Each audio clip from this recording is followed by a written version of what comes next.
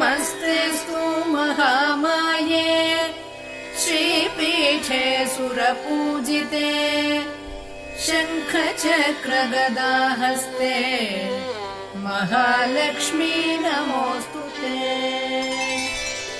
नमस्ते गरुडारूढे डोलासुरभयङ्करी सर्वपापहरे देवी महालक्ष्मी नमोऽस्तु ते।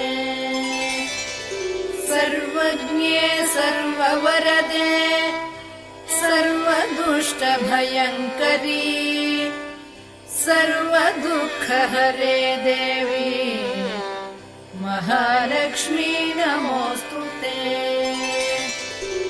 सिद्धिबुद्धिप्रदे देवी भुक्तिमुक्तिप्रदायिनी मन्त्रमूर्ते सदा देवी महालक्ष्मी नमोऽस्तु ते।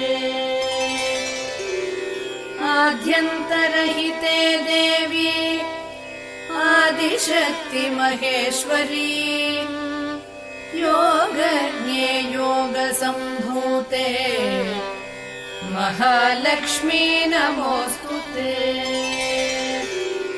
स्थूलसूक्ष्ममहारौद्रे महाशक्ति महोदरे महापापहरे देवी महालक्ष्मी नमोऽस्तु ते।